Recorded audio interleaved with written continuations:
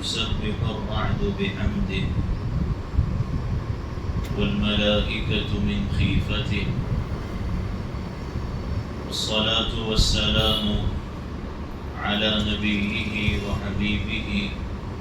وصفيه وخير خلقه أما بعد. میرے نہایت قابل احترام بزرگوں، عزیز دوستوں، نوجوان ساتھیوں، گزشتہ کئی جمعوں سے ہمارے درمیان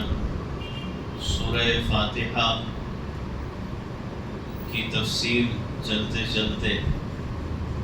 سورہ فاتحہ کی تیسری آیت مالک یوم الدین تک پہنچی، اور اس میں بھی تسلسل کے ساتھ، بڑی تفصیل کے ساتھ اللہ تعالیٰ کی صفت ملک اور مالک، اور پھر قیامت کا جو دن ہے جس کا ذکر یوم الدین میں ہے کہ اللہ مالک ہے یوم الدین کا. یوم دن کو کہتے ہیں، اور دین کا مطلب بدلے کا دن، جزا اور سزا کا دن کا اللہ مالک ہے. تو اس کا احساس اگر زندگی میں رہے تو انسان کی زندگی کس طرح گزرتی ہے، اور اگر حساب و کتاب کا، سوال و جواب کا، جزا اور سزا کا دھیان نہ رہے تو پھر زندگی گزارنے کا انداز بدل جاتا ہے. اس کا تفصیلی ذکر آیا. اب اس کے بعد سورۃ الفاتحہ کی جو چوتھی آیت ہے اس کے اندر اللہ تعالیٰ فرماتا ہے کہ إِيَّاكَ نَعْبُدُ وَإِيَّاكَ نَسْتَعِينُ. اب یہ جو چوتھی آیت ہے اس کا لفظی ترجمہ تو یہ ہے کہ ہم تیری ہی عبادت کرتے ہیں. إِيَّاكَ نَعْبُدُ، ہم تیری ہی عبادت کرتے ہیں. وَإِيَّاكَ نَسْتَعِينُ، اور ہم تجھ ہی سے مدد مانگتے ہیں. یہ تو لفظی ترجمہ ہے جو تقریباً اکثریت کے علم میں ہے، لیکن عبادت اور بندگی جس کا یہاں ذکر کیا گیا اور ہم روزانہ جس کا اقرار اپنے فرائض، واجبات، سنتوں اور نوافل میں کرتے ہیں کہ اے اللہ ہم تیری ہی عبادت کرتے ہیں اور تجھ ہی سے مدد مانگتے ہیں. تو عبادت کا مطلب کیا ہے؟ بندگی، عبادت عربی کا لفظ ہے جس کا ترجمہ اردو میں بندگی ہے. تو بندگی کس کو کہتے ہیں؟ اور کیا بندگی صرف کسی خاص وقت، کسی خاص جگہ یا کسی خاص دن تک محدود ہے، یا مستقل 24 گھنٹے کی پوری زندگی کا ہر لمحہ اور ہر گھڑی اللہ کی بندگی میں گزارنا ہے؟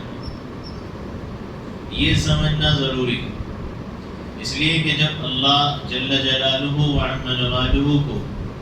ہم نے اپنا معبود مان لیا،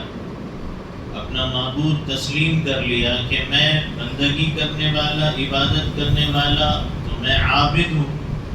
اور جس کی عبادت اور بندگی کی جائے اس کو معبود کہتے ہیں. تو جب اللہ کو ہم نے معبود مان لیا اور سورہ فاتحہ میں بار بار اس کا اقرار اور تکرار ہو رہا ہے، تو یہ سمجھنا ہے کہ معبود کس کو کہتے ہیں؟ جس کی عبادت اور بندگی کی جائے تو لفظی مطلب ہے، لیکن عبادت اور بندگی کہاں کہاں کی جائے گی، کس وقت تک کی جائے گی؟ اللہ تعالیٰ کو معبود جو ہم کہہ رہے ہیں اور مان رہے ہیں، تو صحیح معنی میں اور حقیقی طور پہ اللہ تعالیٰ کو معبود ماننا کس وقت کہلایا جائے گا؟ اس پہ غور و فکر کرنا ہے اور اس کو سمجھنا ہے. اس لیے کہ جب ہم یہ کہہ رہے ہیں کہ اے اللہ ہم تیری ہی عبادت کرتے ہیں، ہم تیری ہی بندگی کرتے ہیں، یعنی تجھ ہی کو اپنا معبود مانتے ہیں، تو اس میں ہم یہ نہیں کہہ رہے کہ اے اللہ تیری بھی عبادت کرتے ہیں، تیری بھی بندگی کرتے ہیں، بلکہ کہہ رہے ہیں کہ ہم تیری ہی عبادت، اور صرف تیری ہی کا مطلب یہ کہ صرف تیری ہی بندگی کرتے ہیں۔ تو اب یہ کہنے والے اور اقرار کرنے والے کو یہ سوچنا ہے اور اس پہ غور و فکر کرنا ہے کہ میں اپنی پوری زندگی کس کی بندگی میں گزار رہا ہوں اور کس کی غلامی میں گزار رہا ہوں۔ ایک طرف تو میں کہہ رہا ہوں کہ اللہ ہم تیری ہی عبادت اور بندگی کرتے ہیں ایاک نعبد کے ذریعے، اور دوسری طرف کہیں میں دولت کا بندہ تو نہیں بنا ہوں، کہیں میں دولت کی حرص اور ہوس اور اس کی خواہش اس کے جمع کرنے کے چکر میں حلال و حرام کی تمیز کیے بغیر اگر دولت کمانے اور جمانے میں لگا ہوا ہوں تو میں دولت کا بندہ ہوں یا اللہ کا بندہ ہوں؟ میں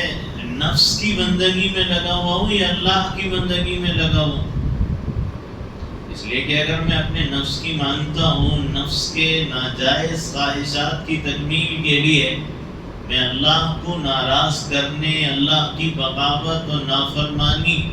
اور اللہ کے غضب و عذاب کو دعوت دینے تک سے اپنے عمل سے باز نہیں آتا، تو پھر میں نفس کی بندگی کر رہا ہوں یا اللہ کی بندگی کر رہا ہوں؟ میں وطن کی بندگی کر رہا ہوں یا اللہ کی بندگی کر رہا ہوں؟ اس لیے کہ اگر میں نے وطن کو دین اور مذہب سے، اللہ تعالیٰ کے احکامات سے اور اللہ کے رسول صلی اللہ علیہ وسلم کی تعلیمات اور ہدایات سے زیادہ اہمیت دی، تو پھر میں بندہ وطن کا ہوں یا اللہ کا ہوں؟ اسی طرح میں قوم کا بندہ ہوں یا اللہ کا بندہ ہوں، کہ اپنی قوم کے لیے بلکہ اپنے خاندان کے لیے، اپنی برادری کے لیے اگر میں اللہ کو ناراض کرتا ہوں، اللہ کے حکم کی خلاف ورزی ہو جائے تو ہو جائے، لیکن قوم، خاندان اور برادری کے جو روایت ہے، جو طریقہ کار ہیں، اس کی مخالفت نہیں ہونا چاہیے، تو میں خاندان، برادری، قوم کا بندہ ہوں یا اللہ کا بندہ ہوں؟ میں کس کی بندگی کر رہا ہوں؟ میں رسم و رواج کا بندہ ہوں یا اللہ کا بندہ ہوں؟ اس لیے کہ اگر میں جاہلانہ رسم و رواج کو پورا کرنے کے لیے اللہ کو ناراض کر رہا ہوں، تو پھر میں زبان سے تو کہہ رہا ہوں کہ اللہ ہم تیری ہی بندگی کرتے ہیں، مگر ایک طرف میں رسم و رواج کو پورا کرتا ہوں اور رسم و رواج کو پورا کرنے اللہ کو ناراض کرتا ہوں، تو میں کس کی بندگی کر رہا ہوں؟ آبا اور اجداد، باپ دادا، لوگ کہتے ہیں کہ باپ دادا کے جو بنائے ہوئے اصول ہیں، ان کے جو بتائے ہوئے طریقے ہیں، ان کا چلایا ہوا جو سلسلہ ہے، ہم اس کو چھوڑ نہیں سکتے، توڑ نہیں سکتے، چاہے اللہ اس کے رسول ناراض ہو جائیں۔ تو پھر میں اللہ کی بندگی کر رہا ہوں یا اپنے آبا اور اجداد کی بندگی میں زندگی گزار رہا ہوں؟ ان کی غلامی میں نے اختیار کی ہوئی۔ میں شیطان کو اگر اپنے عمل سے خوش کر رہا ہوں، شیطان جو کہتا ہے، شیطان جو وسوسے اور خیالات ڈالتا ہے دل کے اندر، اگر میں اس کو پورا کر رہا ہوں تو میں شیطان کا بندہ ہوں یا رحمان کا بندہ ہوں؟ میں کس کی بندگی میں اپنی زندگی گزار رہا ہوں، کس کی غلامی کو بجا لا رہا ہوں؟ اس لیے کہ جب میں یہ کہہ رہا ہوں کہ معبود اللہ ہے، ہم تیری ہی عبادت، تیری ہی بندگی کرتے ہیں، تو پھر تم دولت کے بندے، تم شیطان کے بندے، تم نفس کے بندے، تم آبا اور اجداد کے بندے، تم قوم، خاندان، برادری، رسم و رواج کی بندگی کیوں کر رہے ہو؟ یہ بندگی نہیں تو اور کیا ہے؟ عبادت صرف نماز کا نام نہیں ہے، پوری زندگی کی بندگی کا نام عبادت ہے۔ یہ تو ایک محدود تصور بنا لیا گیا، آدھا ادھورا ناقص تصور عبادت کے بارے میں، ورنہ عبادت پوری زندگی کی اطاعت کا نام ہے۔ عربی زبان میں عبادت اور اطاعت، یہ دونوں جملے مل کر یہ حقیقی معنی میں عبادت بنتی ہے، کہ وہ عبادت جس میں مکمل اطاعت ہو، وہ ہے حقیقی معنی میں عبادت۔ اور جب یہ مانتے ہیں اور اقرار کرتے ہیں کہ اللہ کے علاوہ کوئی معبود نہیں، اللہ تیرے علاوہ کوئی عبادت اور بندگی کے لائق نہیں ہے، تو پھر اس کے باوجود بھی پھر زندگی کسی اور کی غلامی اور کسی اور کی بندگی میں کیوں گزر رہی ہے، کس طرح گزر رہی ہے؟ تو یہ غور و فکر کی بات ہے اور یہ سوچنے کی بات ہے، اس لیے کہ ہر حال کے اندر، ہر صورتحال میں، زندگی کے ہر قدم، ہر رخ، ہر موڑ پر زندگی میں یہ احساس رہنا چاہیے کہ میں اللہ کا بندہ ہوں اور اللہ میرا معبود ہے۔ زندگی میں ہر لمحہ اور ہر گھڑی یہ یاد رہنا چاہیے، ہر عمل کے کرنے سے پہلے، ہر عمل کے کرنے کے بعد، کہ میں کس کا بندہ ہوں، میرا معبود کون ہے۔ نیکی کرتے ہوئے، نیکی پہ قائم رہتے ہوئے، گناہوں برائیوں سے بچتے ہوئے، جب صبر کرنے کا موقع ہو، جب شکر کرنے کا موقع ہو، ہر حالت کے اندر یہ احساس ہو، یہ یاد رہے، یہ دھیان میں رہے، یہ پاس و لحاظ رہے، دل و دماغ میں یہ بات چھائی رہے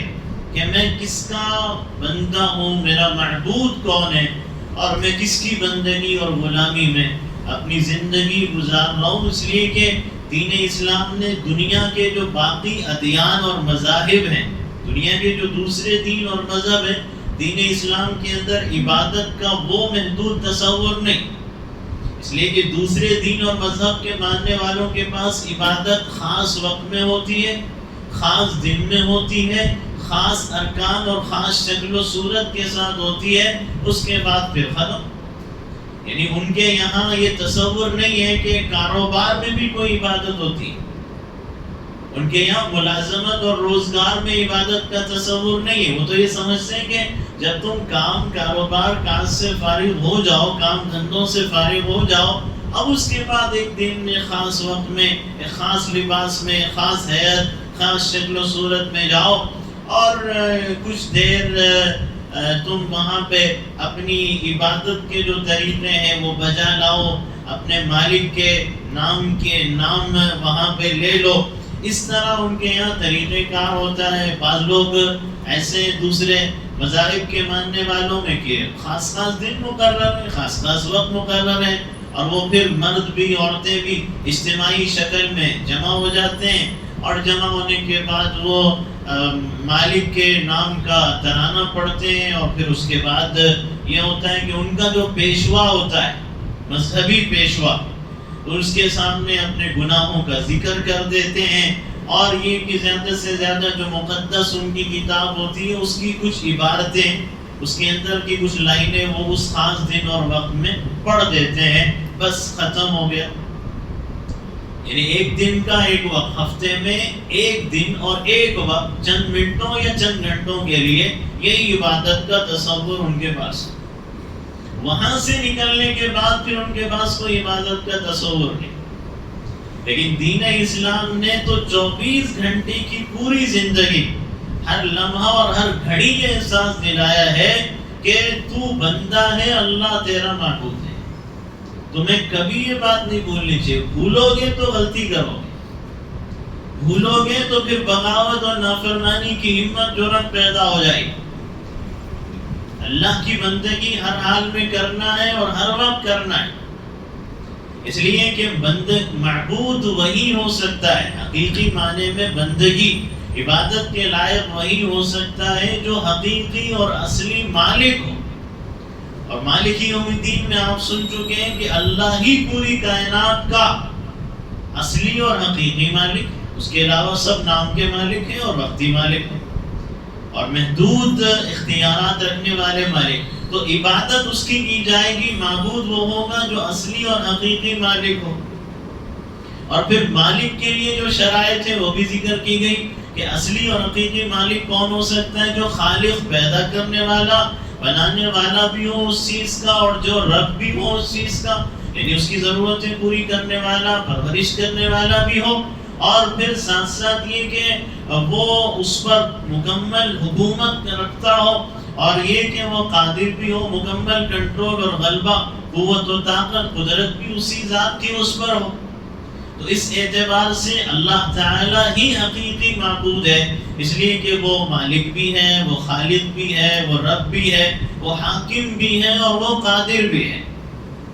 تو اسی لیے حقیقی معبود اور حقیقی بندگی کے لائق ذات صرف اللہ تعالی کی ہے. لیکن پوری زندگی کی ہر لمحہ اس کی عبادت میں، اس کی بندگی میں، اس کی غلامی میں، اس کی اطاعت اور فرمانبرداری کے اندر اپنی زندگی کو گزارنا ہے. دین اسلام کا یہی تقاضا اور مطالبہ ہے. دین اسلام دنیا کے دوسرے دینوں اور مذاہب کی طرح یہ نہیں کہتا کہ ایک دن آؤ، ایک ٹائم آ جاؤ اور پھر چلے جاؤ، اور پھر باقی جو دنیا کی جو چیزیں ہیں اور دنیا کے جتنے معاملات ہیں اپنی مرضی، اپنے اختیار، اپنی خواہش سے انجام دو. نہیں، بلکہ تم ہمیشہ اور ہر حال کے اندر اللہ کے بندے ہو. اللہ تعالیٰ تمہارا معبود ہے. اگر دین اسلام میں یہ تصور تھا کہ بھئی نماز پڑھو اور باہر نکل کے تم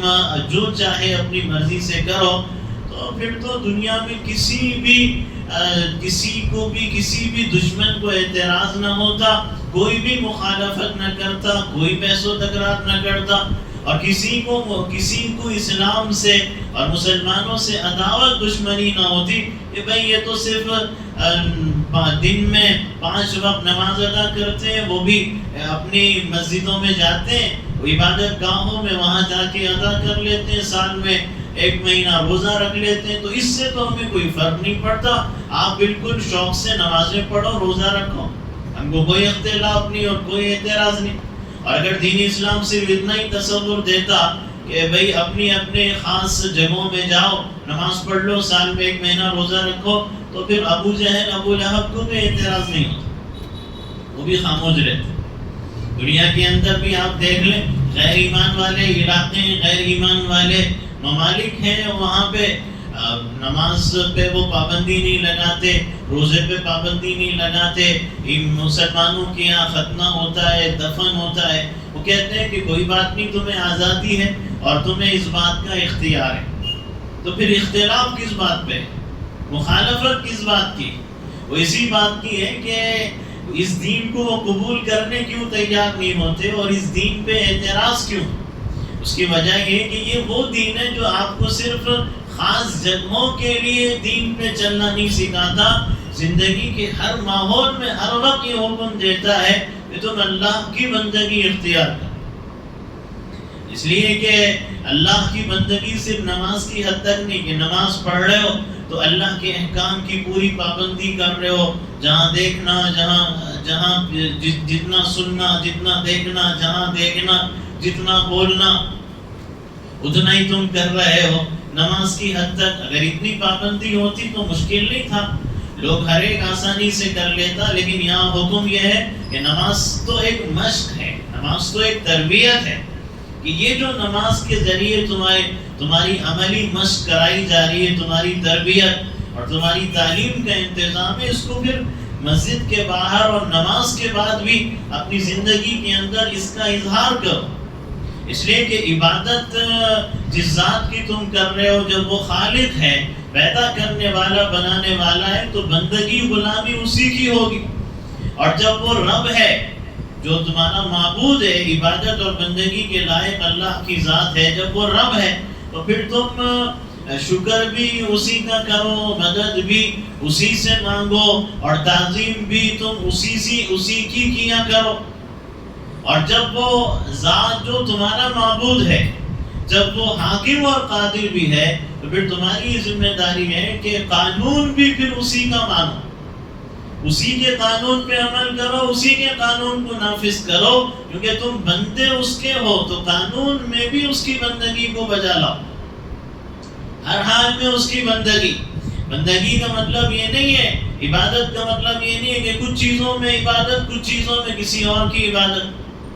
کچھ چیزوں میں اللہ کی بندگی، کچھ چیزوں میں کسی اور کی بندگی. نہیں، بلکہ نفع ہو تب بھی اللہ کی بندگی، نقصان ہو تب بھی اللہ سے لو لگاؤ، ضرورت ہو، حاجت ہو، کاموں کا بننا اور بگڑنا ہو، امید ہو، نا امیدی ہو، ہر حال میں اپنے معبود ہی سے رجوع کرو، اپنے معبود ہی کو پکارو، اپنے معبود ہی سے مدد طلب کرو، اپنی معبود ہی کے سامنے اپنے سوالات، اپنی ضرورتیں، اپنی حاجتیں، اپنی تمنائیں اور اپنی مرادوں کو رکھا کرو۔ اس لیے کہ اللہ تعالیٰ نے پیدا ہی تمہیں اس لیے کیا ہے کہ تم اس کی عبادت کرو۔ جیسے سورہ ذاریات میں اللہ تعالیٰ نے یہ فرمایا کہ وَمَا خَلَقْتُ الْجِنَّ وَالْإِنسَ إِلَّا لِيَعْبُدُونَ،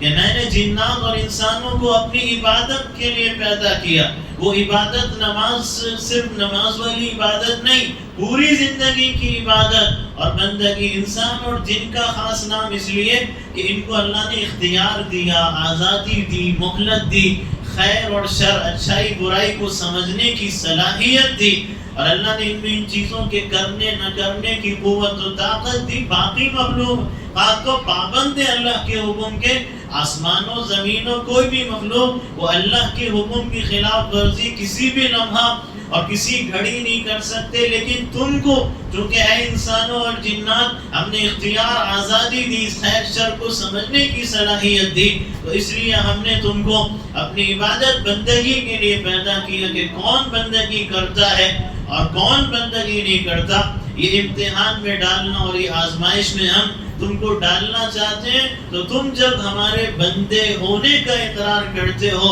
اور بار بار یہ مانتے ہو کلمہ طیبہ کے ذریعے بھی، پھر ایاک نعبد و ایاک نستعین کے ذریعے اقرار کر رہے ہو، تکرار ہے، بار بار زبان پہ یہ جملے ہیں، تو پھر حقیقی معنی میں ہماری بندگی اور ہماری غلامی کر کے دکھاؤ۔ اور تم یہ کہو جیسے ابراہیم علیہ السلام نے کہا تھا کہ قُلْ إِنَّ صَلَاتِي وَنُسُكِي وَمَحْيَايَ وَمَمَاتِي لِلَّهِ رَبِّ الْعَالَمِينَ، کہ میری نماز بھی اے اللہ تیری بندگی میں، میری قربانی تیری بندگی میں، میرا جینا تیرا بندہ بن کے، میرا مرنا تیرا بندہ بن کے ہوگا، بلکہ تمہاری محبتیں، تمہاری دشمنیاں بھی یہ بھی معبود کے لیے، معبود کے خاطر۔ جیسے اللہ کے نبی نے فرمایا من احب للہ وابغض للہ واعطى للہ ومنع للہ فقد استكمل الایمان، کہ دو تو اللہ کے لیے دو، نہ دو تو اللہ کے لیے نہ دو، محبت کرو تو اللہ کے لیے کرو، آپس کی اگر دوریاں ہیں تو وہ بھی اللہ کے لیے ہو، کسی سے دشمنی ہے تو وہ بھی اللہ کے خاطر ہو، کیونکہ تمہاری زندگی کا ہر عمل یہ بتانا چاہیے اور یہ ظاہر کرنا چاہیے کہ وہ معبود ہے، تم اس کے بندے ہو۔ بندگی عبادت صرف مسجد کی حد تک نہیں، بلکہ تم پارلیمنٹ میں بھی اس کی بندگی کرو، تم عدالت میں بھی اس کی بندگی بجا لاؤ، تم دفتر میں بھی اس کی بندگی بجا لاؤ، تم سیاست میں ہو اس کی بندگی بجا لاؤ، تم معاملات کر رہے ہو اس وقت بھی بتاؤ کہ وہ میرا معبود، میں اس کا بندہ، اور معاشرت میں رہن سہن میں بتاؤ کہ وہ میرا معبود، میں اس کا بندہ۔ تم دوستی کے وقت، تم دشمنی کے وقت، تم کماتے وقت، تم خرچ کرتے وقت، تم شادی بیاہ کے وقت، تم رشتے داروں کے ساتھ، تم بیوی بچوں کے ساتھ، تم جاب میں ہو، ملازم امپلائی نوکر بن کے رہو، تم تاجر بن کے بزنس میں بزنس مین بن کے رہو، تم شوہر رہو، تم بیوی رہو، تم اولاد رہو، تم ماں رہو، تم باپ رہو، تم بھائی رہو، تم بہن رہو، تم رشتے دار رہو، تم ڈرائیور رہو، تم آفیسر رہو، اور تم چاہے جو کچھ بھی رہو، تم جس پیشے اور جس ہنر سے تم وابستہ ہو، تم ڈاکٹر رہو، تم وکیل رہو، اور تم جج رہو، تم منصف اور قاضی رہو، تم منسٹر اور لیڈر رہو، تم حکمران اور دنیا کے وقتی اعتبار کے بادشاہ رہو، تم گورنر رہو، اور تم مینیجر رہو، تم اونر رہو، تم باس رہو، تم آفیسر رہو، تم عہدیدار اور صاحب اختیار رہو، تم ہر جگہ یہ بتاؤ کہ میں اے اللہ میں تیرا بندہ ہوں، اور اے اللہ تو میرا معبود ہے۔ عبادت اور بندگی صرف میں نماز، روزے اور حج اور زکوٰۃ کی حد تک تیری نہیں کروں گا، بلکہ پوری زندگی کے ہر شعبے میں، ہر ہنر میں، ہر ڈپارٹمنٹ میں، یہاں تک کہ اپنی خلوت اور تنہائی کے کمرے کی، گھر کی زندگی ہو،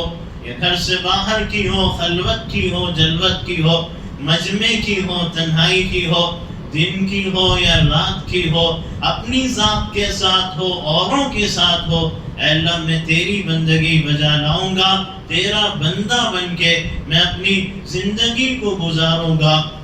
تو یہ حقیقی مطلب اور حقیقی معنی ہے اللہ کو معبود ماننے کا، کہ اللہ ہم تیری ہی عبادت کرتے ہیں، تیری ہی بندگی کرتے ہیں، صرف مسجد میں نہیں، زندگی کے ہر قدم ہر موڑ پہ ہم تیرے بندے بن کے اور بندگی بجالا کے زندگی گزاریں گے۔ باقی باتیں اس سے متعلق انشاءاللہ اس سورہ فاتحہ کی چوتھی آیت سے متعلق انشاءاللہ آئندہ تسلسل کے ساتھ آئیں گی۔ درمیان میں چونکہ یہ موقع ماہ محرم الحرام کا ہے، گزشتہ جمعے کے اندر ہمارے درمیان سیدنا عمر بن خطاب رضی اللہ عنہ کی شہادت کا تذکرہ آیا تھا۔ چونکہ 10 محرم ہمارے بالکل قریب ہے، تو اس موقع پر کچھ ضروری باتیں عرض کر کے اپنی بات کو ختم کرتا ہوں۔ ایک تو محرم الحرام کا محترم معظم مقدس مہینہ ہے کہ جس سے اسلامی تاریخ کا اور اسلامی کیلنڈر ہجری جو ترتیب ہے اس کا آغاز ہوتا ہے، جس سے اللہ کے نبی علیہ السلام کے ہجرت کے سفر کے واقعے کی پوری یادیں تازہ ہوتی ہیں۔ تو ایک بات محرم کے متعلق یہ بھی ذہن میں رہے، اور پھر مزید یہ کہ محرم الحرام کا مہینہ انتہائی محترم ہے۔ قریش مکہ تک جن کی آپس میں لڑائیاں اور عداوتیں سالوں سال چلتی تھی، وہ بھی اس مہینے کے اندر اپنی ساری دشمنی ختم کر دیتے تھے کہ نہیں، یہ مہینہ عزت حرمت والا ہے۔ اور پھر اس کے بعد اللہ کے نبی علیہ السلام جب تشریف لائے تو آپ کے آنے کے بعد پھر اس کا اہتمام اللہ کے نبی علیہ السلام نے فرمایا تھا۔ زمانے جاہلیت کے اندر بھی چونکہ محرم کے مہینے کی اہمیت تھی، تو وہ لوگ بھی 10ویں محرم کا وہ روزہ رکھا کرتے تھے۔ اللہ کے نبی علیہ السلام تشریف لائے تو پھر آپ نے اس کا اہتمام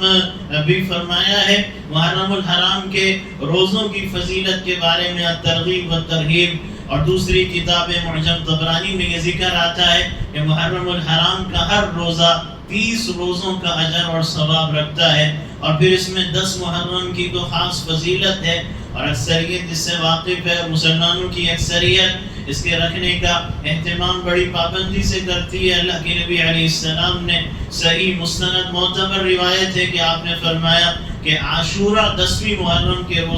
روزہ رکھنے کی وجہ سے اللہ تعالی شانہ گزشتہ سال کے 1 سال کے گناہوں کا کفارہ فرما دیتے ہیں۔ ان گناہوں کی معافی کا ذریعہ جو صغیرہ گناہ ہے، چھوٹے، ان کی معافی کا ذریعہ اللہ تعالیٰ اس روزے کو بنا دیتے ہیں۔ اس دن ایک روایت ملتی ہے کہ اگر کوئی اپنے گھر والوں پہ کچھ وسعت کر لے، کچھ کشادگی، کچھ گنجائش دسترخوان پہ زیادہ پیدا کرے اس دن کھانے پینے میں، تو اللہ تعالیٰ اس کے گھر میں سال بھر برکت، وسعت، کشادگی کے اثرات دکھاتے ہیں۔ اور بعض بزرگان دین کا یہ کہنا ہے کہ ہم نے اس کا تجربہ بھی اپنے گھر میں کر کے دیکھا ہے، تو اس کی بھی گنجائش ہے اگر کوئی اس دن وسعت کا اہتمام کر لے۔ لیکن خاص اہمیت روزے کی ہے۔ اللہ کے نبی مدینہ منورہ تشریف لائے، یہود کو روزہ رکھتے ہوئے دیکھا تو آپ نے پوچھا کیوں اتنے اہتمام سے 10ویں محرم کا رکھتے؟ انہوں نے کہا کہ سیدنا موسیٰ علیہ السلام کو اللہ تعالیٰ نے موسیٰ کو اور ان کی قوم بنی اسرائیل کو نجات عطا فرمائی تھی، دریا نیل میں اللہ نے ڈوبنے سے بچا لیا تھا، اور راستے بنوا کے اللہ نے پار کرا دیا دریا نیل سے، اور فرعون اپنے لشکر سمیت جو پیچھے سے آ رہا تھا وہ دریا نیل میں ڈوبا تھا۔ تو یہ وہی دن تھا، ہم اس کے شکرانے اور خوشی اور مسرت کے اظہار کے طور پہ اس دن روزہ رکھنے کا اہتمام کرتے ہیں۔ تو اللہ کے نبی نے فرمایا کہ حضرت موسیٰ علیہ السلام پر حق ہمارا زیادہ بنتا ہے، اس لیے کہ حقیقی معنی میں حضرت موسیٰ سے محبت رکھنے والے عقائد اور نظریات کے اعتبار سے تو ہم ہیں، توحید پرست تو ہم ہیں، اور پھر نبی ہونے کی حیثیت سے اللہ کے نبی علیہ السلام کے نبی ہونے کے اعتبار سے وہ نبی کے اعتبار سے بھائی ہیں۔ تو آپ نے فرمایا کہ ہمیں زیادہ حق پہنچتا ہے کہ ہم روزہ رکھیں تم سے زیادہ۔ پھر اللہ کے نبی نے حکم دیا، اور پھر صحابہ نے اس کا خاص اہتمام کیا۔ البتہ آگے چل کے اللہ کے نبی نے یہ فرمایا کہ چونکہ یہود صرف 10ویں کا رکھتے ہیں تو کہیں ان سے مشابہت میں یہ شامل نہ ہو. حالانکہ روزہ ہے، کوئی یہ سوچ کے تو روزہ نہیں رکھے گا 10 محرم کا کہ میں یہود رکھ رہے ہیں اس لیے رکھ رہا ہوں، کوئی کاپی اور نقالی کے لیے نہیں رکھتا. لیکن اللہ کے نبی نے ایک بات تو مختصر معمولی سی لگتی ہے لیکن ایک عظیم پیغام دیا قیامت تک کے آنے والوں کے لیے کہ جب عبادت کے اندر مشابہت اللہ کے نبی کو گوارا نہیں یہود کی، تو تم پھر پوری زندگی کی تہذیب اور کلچر میں اگر غیروں کی نقالی کرو تو پھر اللہ کے نبی کو کیسے گوارا ہو جائے گا. تو عبادت میں نقالی نہ ہو. اس لیے اللہ کے نبی نے فرمایا آئندہ سال اللہ نے میری زندگی باقی رکھی تو میں ایک ملا کے ساتھ رکھوں گا،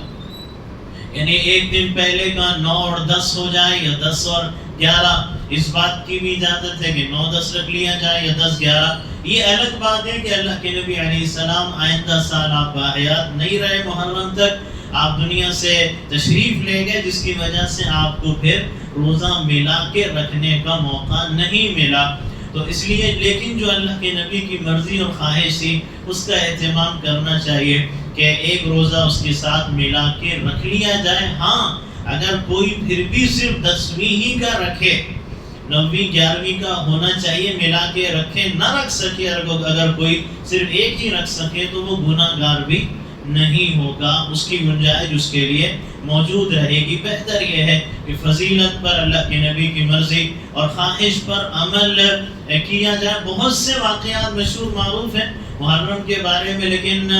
اس قدر مستند اور معتبر نہیں ہے. جو مستند اور معتبر ہے 10ویں محرم کے واقعات میں ایک حضرت موسیٰ علیہ السلام کا یہ واقعہ، اور دوسرا اس کے اندر مسند احمد میں ایک روایت ملتی ہے کہ سیدنا نوح علیہ السلام پہ جو ایمان لائے تھے 80-82 ساتھی، اور اللہ نے حکم دیا کہ کشتی میں لے کے چلو، طوفان آئے گا اور باقی جو انکار کرنے والے عذاب میں ختم ہو جائیں گے. تو کشتی چلتے چلتے آگے جا کے جودی پہاڑ پہ جا کے جس دن رکی تھی وہ 10ویں محرم کا دن تھا. یہ مسند احمد کی روایت میں اس کا ذکر ملتا ہے. اور باقی مشہور اور معروف واقعہ ہمارے درمیان حضرت حسین رضی اللہ عنہ کی شہادت کا ہے. ہر سال ہم سنتے ہیں، ہماری مسجد میں بھی باقاعدہ اس کو ہر سال سنایا جاتا رہا ہے، اور مختلف جلسوں میں، پروگراموں میں، جگہ جگہ ہم سنتے رہتے ہیں. تو میں واقعہ یہاں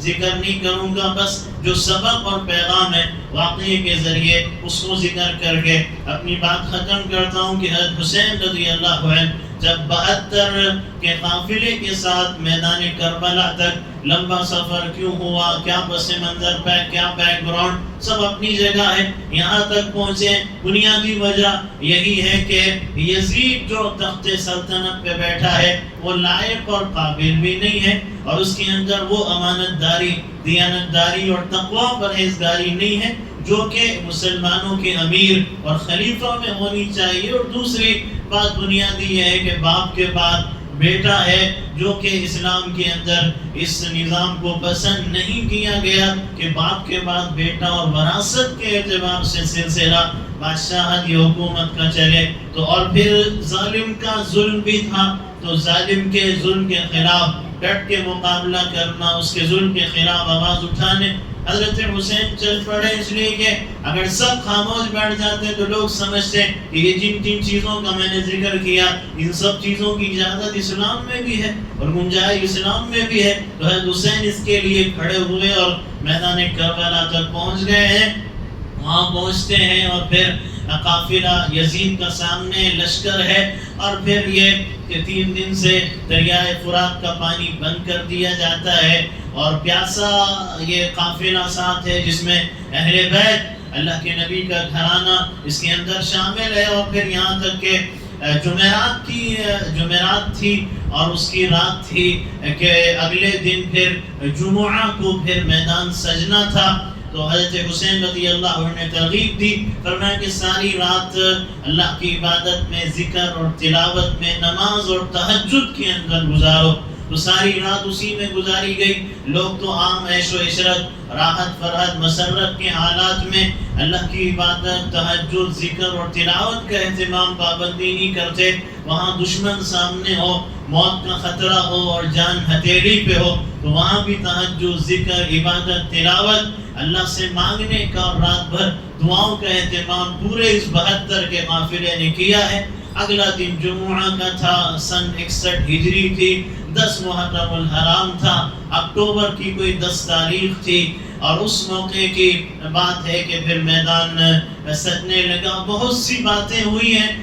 معرکہ مقابلہ شروع ہونے سے پہلے، یہاں تک کہ جو دشمن تھا وہ سمجھنے تیار نہیں ہوا۔ حسین کی باتیں انہوں نے مانی نہیں، تسلیم نہیں کی، اور آخر کار یہ ہوا کہ مقابلہ شروع ہوا۔ اور جب مقابلہ شروع ہوا ہے تو کیا 72 اور کیا ہزاروں کا قافلہ جو سامنے 3000 تک کا موجود ہے، اور یہ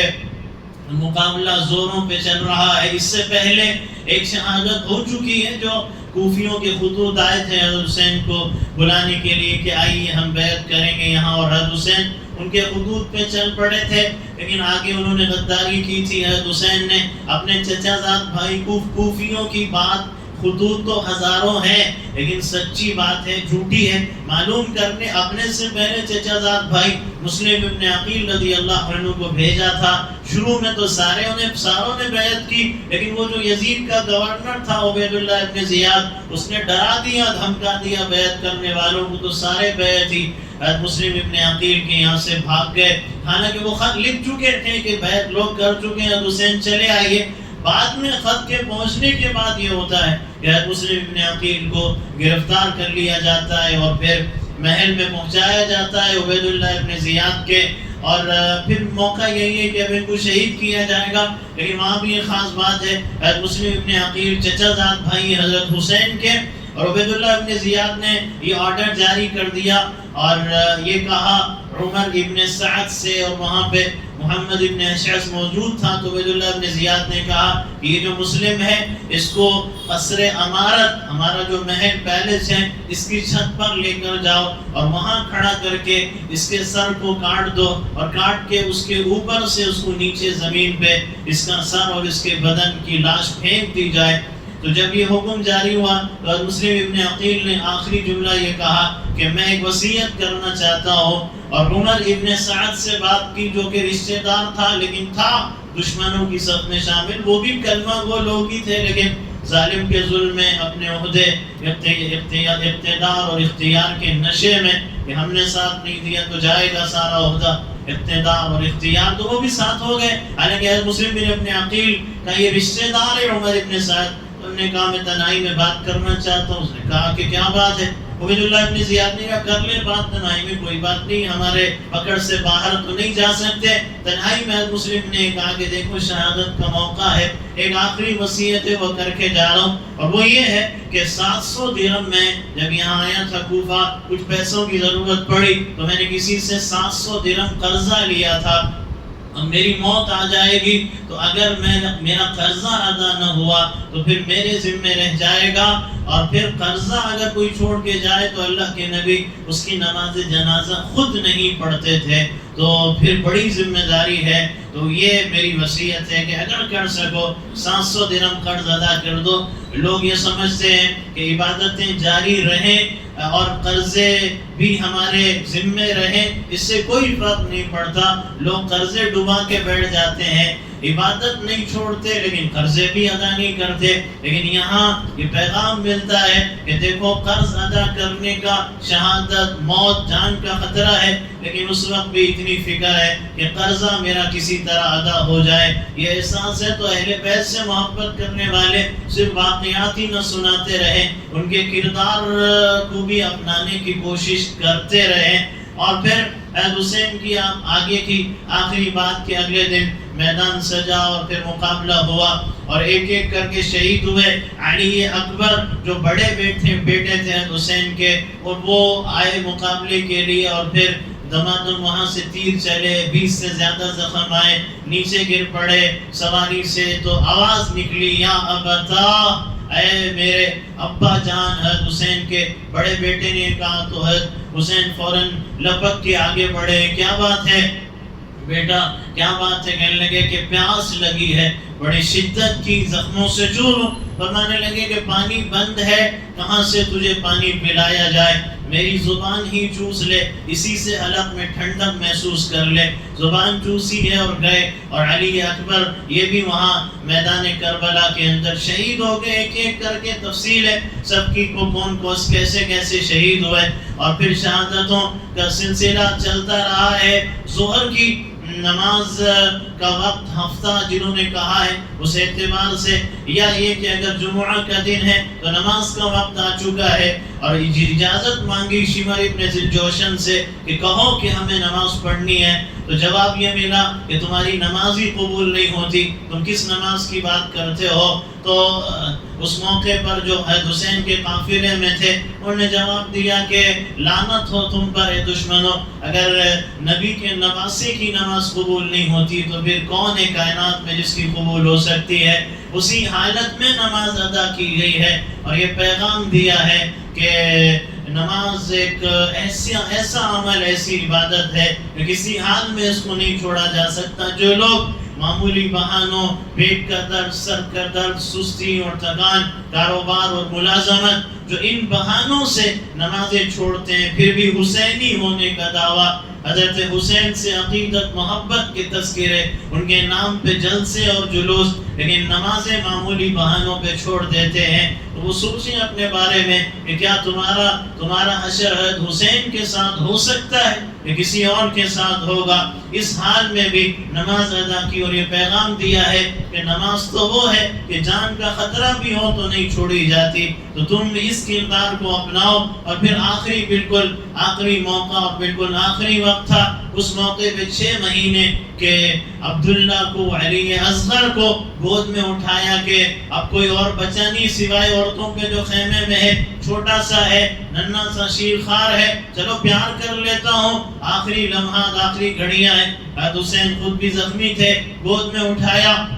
اور کسی طرح یہ کوشش کی آگے بڑھ کے کہ دریائے فرات جو ہے اس کے قریب جا کے کسی طرح پانی کی پینے کی کوشش کرو۔ 72 گھنٹے کے پیاسے تھے، گود میں بچہ عبداللہ اٹھایا ہوا، اتنے میں ابن الموقت کا ایک تیر آیا، خطا بھی کر سکتا تھا، لیکن اور اللہ چاہتا تو حسین کے بعد بھی شہادت ہو سکتی تھی، لیکن ان کو اور آزمانا تھا۔ اللہ تعالیٰ حضرت حسین کے صبر کا اور امتحان لینا چاہتا تھا، اور حضرت حسین کے جیتے جی سامنے وہ جو گود میں عبداللہ تھے، تیر آ کے بچے کے حلق پہ لگتا ہے، اور حلق سے خون کے فوارے جاری ہوتے ہیں، گردن ڈھلکتی ہے، خون کے قطرے نیچے گرنے نہیں دیتے، ہاتھوں میں اٹھا لیتے ہیں، نگاہ آسمان کی طرف ہے۔ کچھ کہا ہے حضرت حسین نے، شاعر نے بڑے بہترین انداز میں منظر کشی کی ہے۔ شاعر کہتا ہے کہ جگر گوشے کے لاشے پر بدر گوشہ جگر پہنچا، بدل گریا بلب خندہ،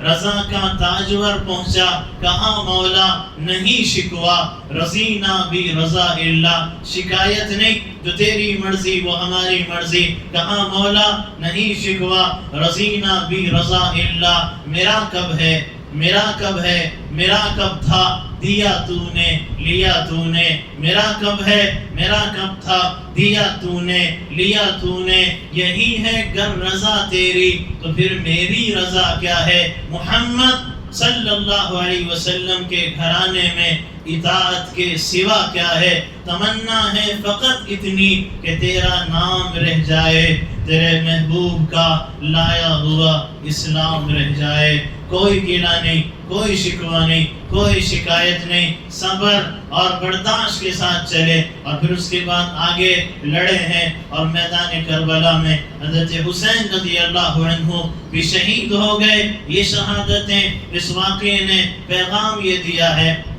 پیغام اس واقعے نے یہ دیا ہے کہ حق کے مقابلے میں زور اور زر، یعنی طاقت اور دولت، حق کے مقابلے میں زور اور زر، ان کی نمائشوں سے کبھی مرعوب مت ہوا کرو، کبھی اس کا رعب اپنے دل میں پیدا نہ کرو۔ اور دوسرا پیغام یہ دیا ہے کہ اسلام کے اندر خلافت نبوت کے بعد خلافت کا نظام ہے، تو خلافت نبوت کے مقابلے میں یہ جو آمیریت ہے اور یہ جو ملوکیت اور بادشاہت ہے، اس کے مقابلے میں حضرت حسین نے جد و جہد کی اور کوشش کی اور محنت کی ہے کہ یہ اسلام کا نظام نہیں ہو سکتا کہ وراثت میں بن کے کوئی بھی بیٹھ جائے، چاہے وہ لائق قابل ہو یا نہ ہو۔ تو یہ پیغام حضرت حسین نے دیا، اور پھر یہ پیغام بھی حضرت حسین نے دیا کہ مصیبت ہو، خوف ہو، ہراس ہو، مشقت ہو، کسی حال میں مت گھبرایا کرو،